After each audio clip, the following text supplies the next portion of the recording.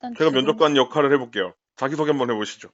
안녕하십니까. 저는 무역사무에 지원한 입니다. 회사 공고를 보고 제가 일본어 능력과 학교에서 배운 무역 지식 그리고 관세사무소에서 일한 경력이 이 회사 공고에 부합한다고 생각해서 지원하게 되었습니다. 까지가 일단 제가 생각한 내용인데 더 어디 뺏겨야 될까? 쓰고 읽으신 거예요? 아니면 외우신 거예요? 오늘 이거는 제가 자기소개를 못하니까 공고 보고 나름 정리를 했습니다. 그거 내용을. 외우면 외운 티가 날 거고 그냥 있는 대로 얘기하면 돼요. 안녕하세요. 저는 누구고요. 공고 봤는데 제가 원하는 직무하고 딱 맞는 것 같아갖고 일단 지원은 했고요. 이 직무를 하면서 분명히 제가 갖고 있는 이 전 경력들이 도움이 될 거라고 확신하고 있습니다. 나이 많은 거요? 나이는 경력이죠. 능력이고요. 저는 그 능력 분명히 발휘할 수 있을 겁니다.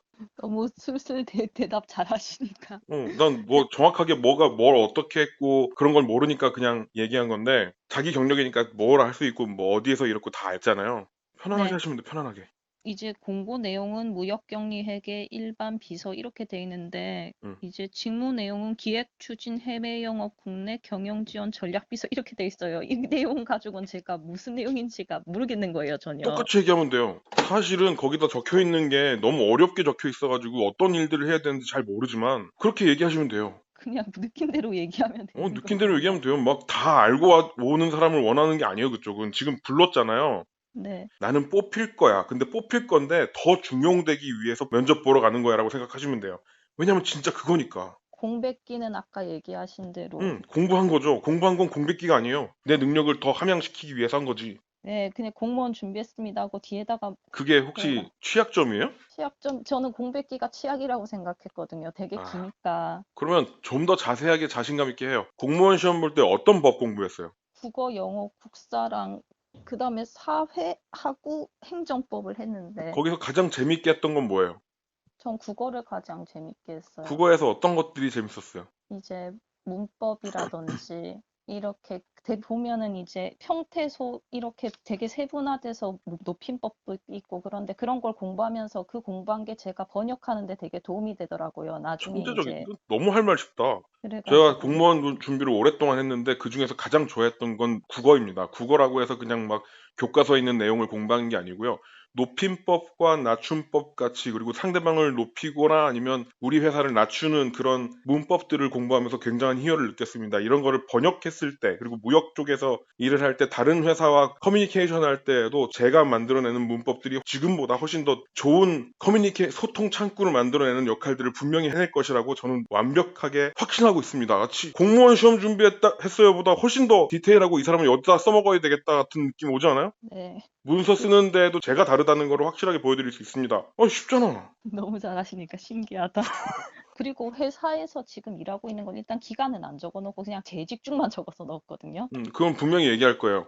아니, 회사 그죠? 옮기려고 하시는 것 같은데 지금 다니시고 계시는데 왜 옮기시려고 하시나요? 라고 네, 했을 때 이건 물어볼 수 그게 있죠. 언제부터 언제 지금까지 일하셨나요? 같은 거. 네, 그건 솔직히 얘기하겠죠. 나중에 서류 들어갈 수도 있으니까. 그냥 아르바이트 하려고 갔던 건데 그쪽에서 직원이 필요하다고 하셔서 일단 계약은 했고 근데 아르바이트로 계속 그쪽에서 일할 생각은 아니었기 때문에 처음부터 그래서 정직원으로 오래 일할 곳을 찾고 있다. 거기서 뭐가 문제가 있어서 나오는 거예요, 그러면?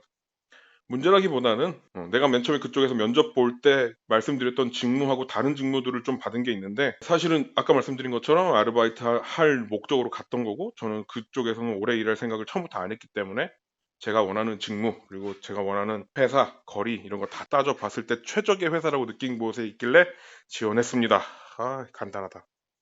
너무 잘하신다. 너무 간단하다 이거. 너무 놀라워.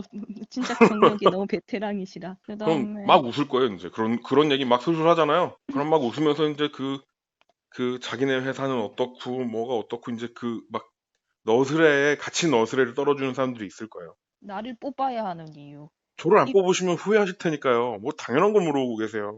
그런 식으로 네, 큰 또 성과를 낸 경험. 큰 성과를 낸 경험? 이 회사에 어차피 있으니까 지금 여기서 견적서 나가지고 몇 개 발주한 건 있거든요. 그럼 그런 거 성과 냈다고 얘기하면 되나요? 그럼 너무 웃기지 그게 않을까요? 무슨 성과야? 그 사람들이 질문하는 의도는 그죠? MD를 뽑는 것도 아닌데 이윤 냈나는 왜 물어봐요? 그것도 아니에요. 아, 이런 건 아예 안 나오나요? 아니 물어보겠죠. 물어보고 싶으면 물어보겠죠. 근데 음, 그거는 그냥 진짜 자기의 경험으로 어떤 것을 자기가 성과라고 생각하고 있는지를 물어보는 건데 그렇죠. MD분들한테 물어볼 때는 매출을 어떤 걸 내본 적이 얼마만큼 내본 적이 있느냐가 물어보는 게 정확한 질문의 내용이고 지금 말씀하신 건 무역 사무 보조 같은 거잖아요. 네.